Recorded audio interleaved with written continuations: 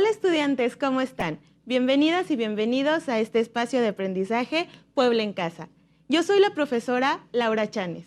Les invito a tener a la mano todo su material necesario para tomar apuntes y así fortalecer su formación científica básica. El día de hoy estaremos abordando el tema herencia biológica, correspondiente a la asignatura de ciencias con énfasis en biología para primer grado de secundaria, en donde estaremos ubicando la función de los cromosomas, genes y ADN. ¿Están listos? Comencemos. Este tema es muy interesante, ya que a lo largo de nuestra vida nos hemos preguntado por qué nos parecemos a algún familiar o no. Si tú pudieras observar la fotografía de tu familia, te darás cuenta del parecido físico que existe entre familiares. Puede haber parecido, por ejemplo, entre padres y hermanos, entre primos o incluso entre abuelos y nietos. Pero, ¿por qué sucede este parecido? ¿Qué lo define? ¿De dónde proviene el color de los ojos, o el grosor de los labios, o el tipo de sangre?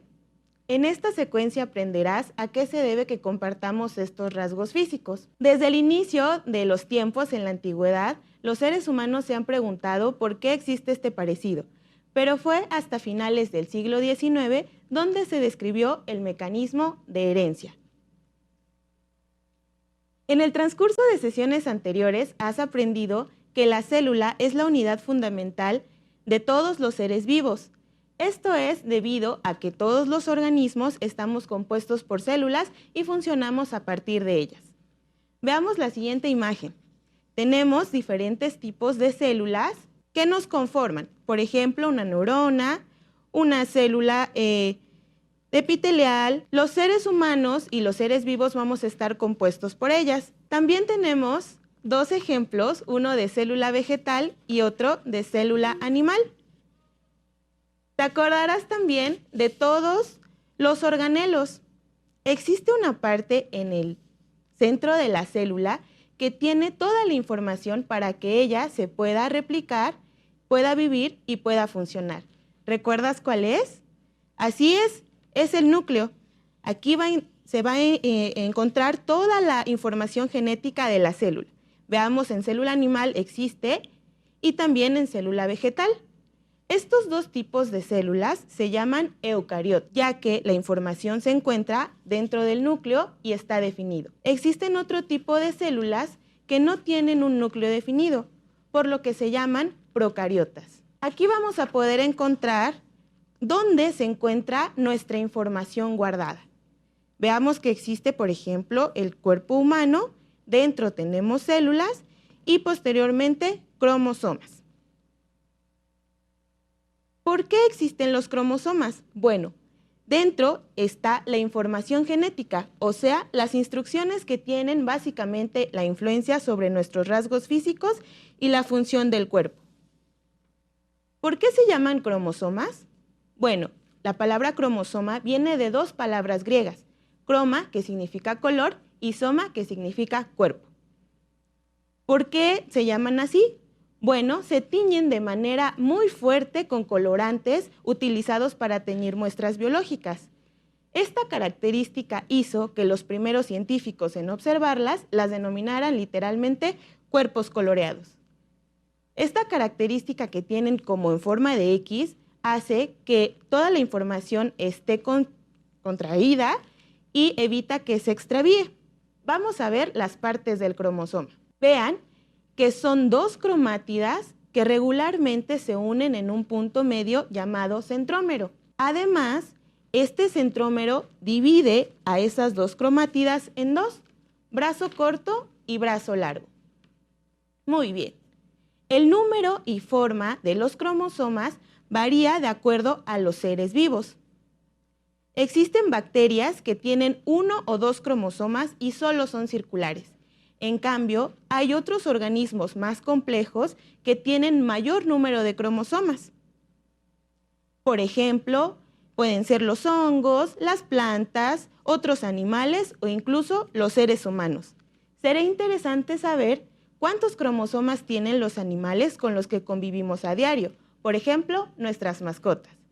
En esta imagen podemos ver a un perro. El perro tiene 39 pares de cromosomas, es decir, 78 cromosomas en total. Un gato tiene 19 pares, es decir, 38 cromosomas en total, y un conejo 22 pares, o sea, 44 cromosomas. Interesante, ¿no? Un perro tiene más cromosomas que un ser humano, ya que ellos tienen 78 cromosomas, y los humanos tenemos solo 46, o sea, 26 pares. Un ser vivo tenga mayor número de cromosomas no indica que necesariamente tenga mayor número de información genética. Veamos, por ejemplo, estos dos esquemas de los cariotipos. Un cariotipo va a ser el esquema de todos los cromosomas acomodados en tamaño y en forma. ¿Sale? Los cariotipos son similares entre hombres y mujeres. Vean que el cariotipo de hombre tiene 23 pares de cromosomas y el último par, que es el que determina el sexo, es distinto. Y las mujeres también tienen 22 pares, los cuales son iguales también al del hombre, pero el último par es distinto. Las células humanas se van a comportar de esta manera. ¿Por qué vienen los cromosomas en pares? Bueno, porque uno viene de la madre y otro del padre. En la siguiente imagen podemos ver esto.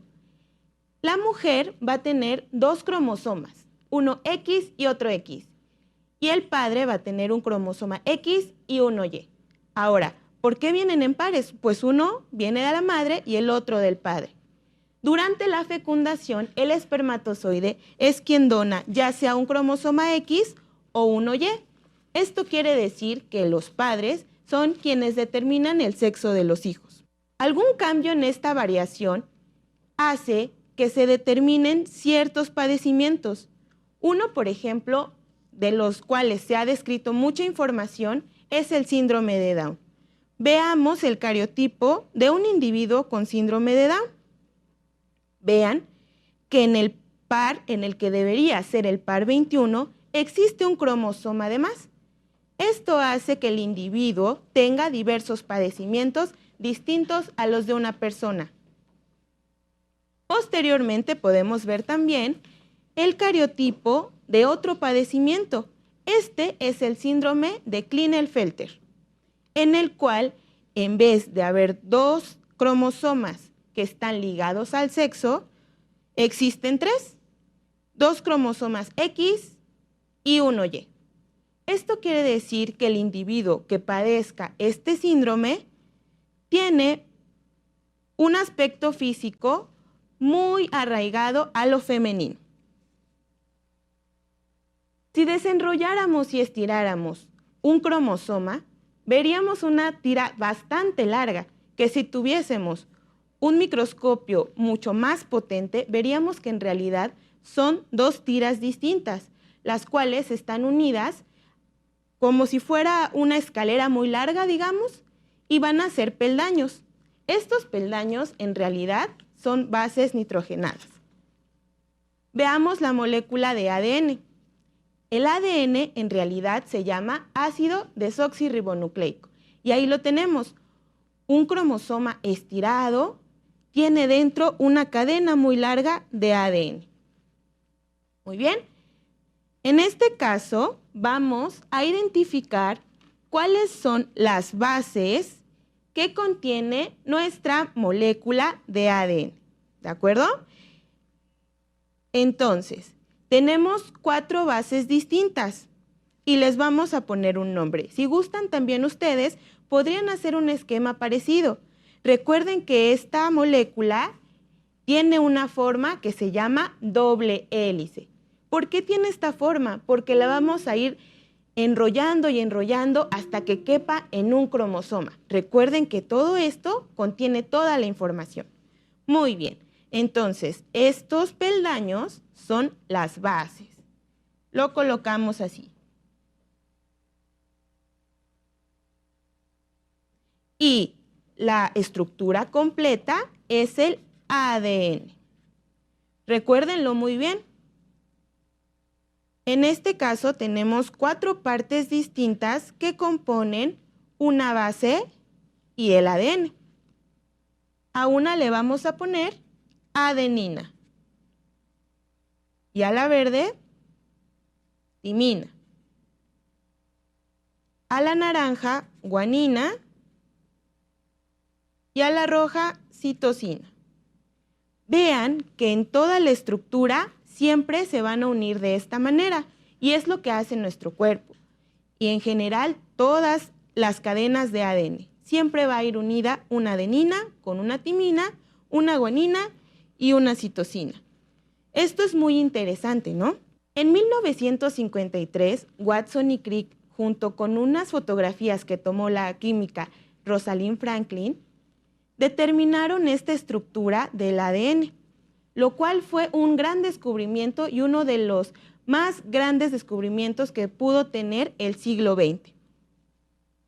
Ok, veamos el siguiente video en donde puedes encontrar cómo extraer ADN de la célula de un hígado de pollo.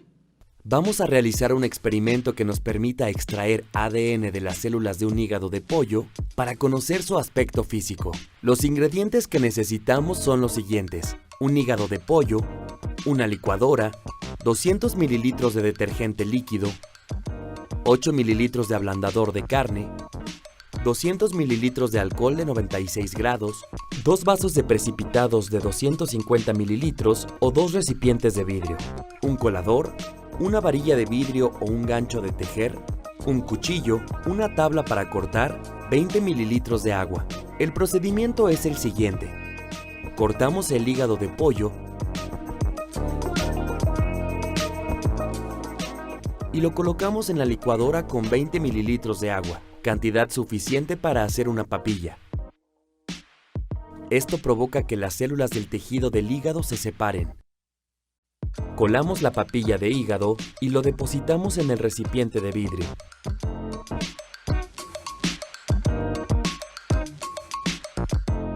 Medimos la cantidad del hígado licuado en el recipiente de vidrio graduado y con mucho cuidado le agregamos exactamente la misma cantidad de detergente líquido. Con la varilla de cristal o el gancho de tejer, mezclamos muy despacio y con mucho cuidado la papilla de hígado de pollo y el detergente líquido. Con esta acción, rompemos las membranas de los núcleos de las células.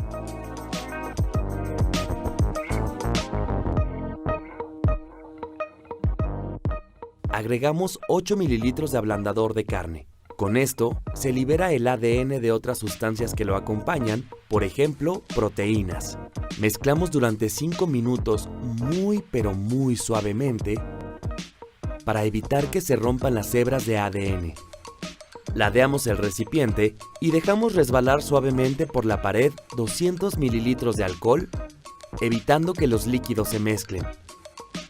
Por sus propiedades químicas, el ADN pasa al alcohol. Después de unos minutos, empezamos a ver las largas hebras de ADN. Con la varilla o el gancho de tejer, podemos levantar suavemente el conjunto de hebras o filamentos de ADN del hígado de pollo. ¿Qué te parece? Son hebras muy largas. En ellas está el contenido genético del individuo al que pertenecieron, en este caso, un pollo. ¿Te imaginas cuántas hebras de ADN hay en todo tu cuerpo? Si nosotros desenrolláramos una célula con ADN dentro de un ser humano, mediría hasta 2 metros la cadena de ADN. Esto es muy interesante, ¿no? El genoma tiene más de 3,000 millones de pares de bases y dentro tienen a los genes, ¿de acuerdo? Nosotros conocemos la cadena completa de ADN y esta va a tener distintas combinaciones de pares de bases, lo que en general va a competir con un gen, ¿de acuerdo? Muy bien. Ahora, vamos a hacer la siguiente analogía con ciertas cosas que hemos aprendido. Recordemos que los genes desempeñan un papel muy importante, sobre todo en nuestros rasgos físicos. la combinación de todos los genes es lo que nos hace únicos. Vamos a ver, acomodar todas las imágenes así. Y son imágenes muy sencillas que incluso ustedes pueden dibujar en su cuaderno. Vamos a acomodarlas para que sea una analogía completa. Primero, tenemos la parte más importante, que sería el cariotipo. El cariotipo, como ya lo mencionamos, es toda la combinación de nuestros genes dentro de una célula. Posteriormente tendríamos el cromosoma. Después, la cadena de ADN con el gen. Y hasta el último, los pares de bases. ¿Sí? Entonces, ¿a qué imagen pertenece esta, que sería la biblioteca? Así es, iría en el cariotipo, ya que el cariotipo es como si fuera la biblioteca completa de todos nuestros cromosomas. El libro, ¿a dónde iría? Muy bien, en cromosoma, ya que el libro sería toda la recopilación de la información. Posteriormente tenemos estas imágenes. Vamos a ponerlas aquí. Muy bien. ¿Dónde irían los ingredientes? Bueno, en la parte de bases nitrogenadas. Y el pastel, que son los genes que se expresan, irían en la parte del gen. Ahora, la receta, que es todos los pasos para que podamos generar un pastel, sería la cadena de ADN completa. Muy bien. Trata de tener estas imágenes muy claras, ya que posteriormente haremos preguntas con respecto a esta analogía. Excelente. Los rasgos que se expresan se llaman fenotipo y los rasgos que están dentro de nuestras células pero que no se expresan se van a llamar genotipo. La mayoría de todos los seres humanos compartimos estos rasgos, pero alrededor del 7% de todo el total de nuestro genoma es distinto entre nosotros. Es por eso que compartimos solamente algunos rasgos entre algunas razas o entre miembros de diferentes comunidades, pero compartimos la mayor parte de nuestra información genética con nuestra familia. Veamos la siguiente pregunta y tú me vas a contestar cuál es la respuesta. ¿Cuál es la secuencia correcta en la organización del material genético? Así es la letra C. Vean ahí, tenemos diferentes opciones, pero si ustedes analizan bien lo que acabamos de comentar, en el cromosoma dentro se encuentra el ADN está compuesto por genes y los genes tienen una cantidad variable de nucleótidos. Revísenlo muy bien. ¿Para qué nos sirven los genes? Bueno, son muy importantes porque en algún momento dado nos pueden ayudar a ubicar a alguna persona que esté extraviada y poderla llevar con su familia. Además, también nos ayuda a poder prevenir enfermedades que son hereditarias, como por ejemplo el cáncer o la diabetes. Hoy aprendimos que los genes nos hacen únicos, que el conocimiento de los cromosomas es fundamental. Si quieres, puedes anotar esto en tu libreta, ya que es muy importante. Y además, que los genes y la información genética transporta la información de cómo somos. Por mi parte ha sido todo. Te invito a que te sigas cuidando, tomes mucha agua y te laves las manos. Sigue compartiendo el conocimiento. Yo soy la maestra Laura Chanes. Hasta pronto.